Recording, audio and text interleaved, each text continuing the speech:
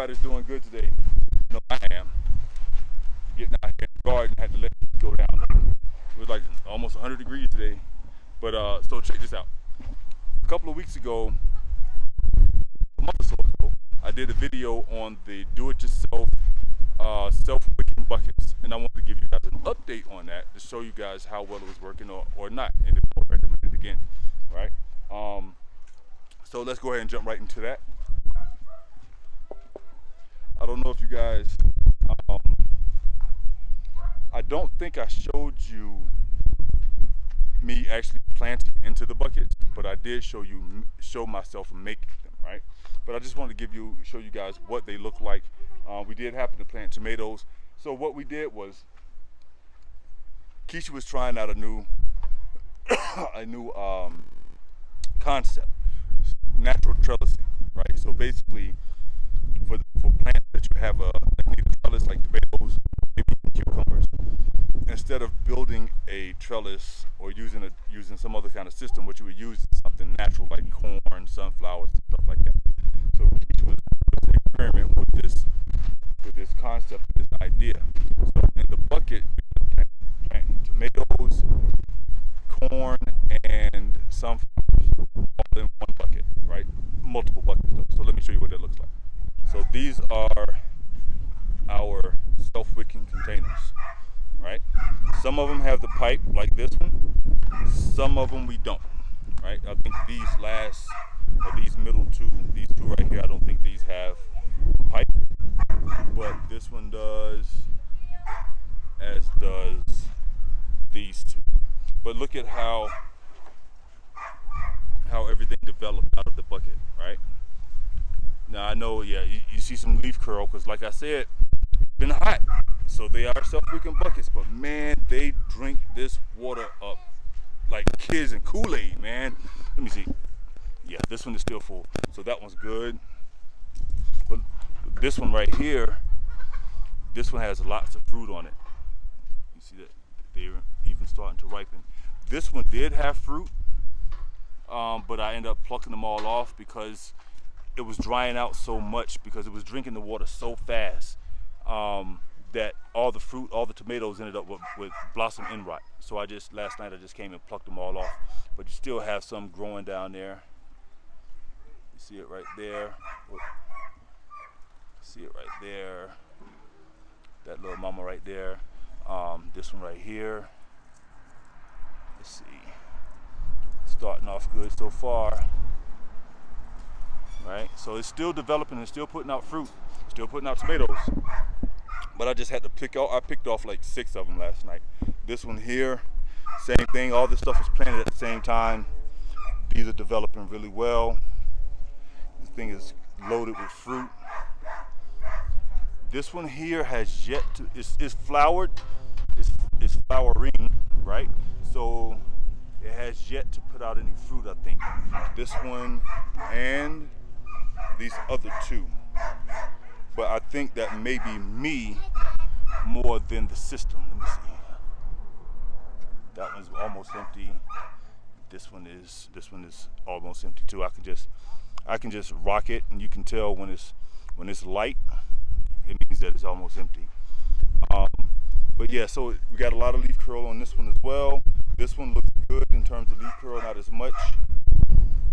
This one has a lot of leaf curl, but once again, this isn't just a result of like a one-time thing. This is continued. This one is pretty light, so it's continued exposure. Continued. It's the lack of consistent having that consistent water, right? But I think, like I said, I think the reason why these just putting out flowers is partially my fault, because as you can see, I'm not trimming any of our tomato plants. We're just letting them go, right? So we're not pruning anything. We're not pruning, and yet we're still getting some pretty good results, right? I like this one, the way this one is coming out. This one it had more bush to it, but it ended up doing that. But the rest of them are nice and green and healthy. Aside from the leaf curl, You know, everything's looking good. So all in all, to be honest, like,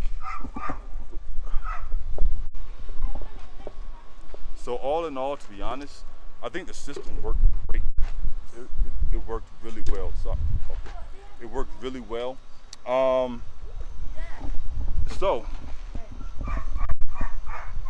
if I was gonna make one recommendation or one change to the self-wicking bucket, it would be something really, really minor. Something really, really minor. And that would be, in the video I showed you how I was drilling the holes about 4 inches up. I would make them 6 plus. Make them 6 inches, 7 inches high, 7 inches from the bottom, 6 or 7 inches from the bottom. Because it gets really, and I don't know if this is going to be mainly for a hot environment like what we're in, but the same idea would still work in a moderate environment, in a temperate environment, but probably even better because it would dry out. It wouldn't dry out as fast. But I would drill about 6, 7, 8 inches high instead of the 4. I would probably double that so I can have a bigger reservoir of water, because these things are running out of water like that. I'm talking like 1 or 2 days and the water and the reservoir is empty, because it's doing its job. The soil is wicking up the water. The plants are drinking it. At this point, it probably has roots going through the bag and into the actual soil, so it's probably getting it straight. So that's the only recommendation I would make, is that, depending on how hot it gets in your environment, maybe make those holes a little bit higher so you can deepen your reservoir and have more water readily available for the plant. That's it. Outside of that, I love the system. Keisha wasn't sure about it at first either, but when she saw how everything took off, and I'm gonna show you guys one more time. Like, check this out. Look at how much lush the ones in the bucket are as compared to the ones that are in the ground. These, I mean, don't get me wrong, the ones in the ground, see our little sunflowers? They haven't come to a head yet, but they haven't opened up, but they're coming. But you see how lush this one is, and the other buckets down there are as compared to the ones in the ground. They still look good, but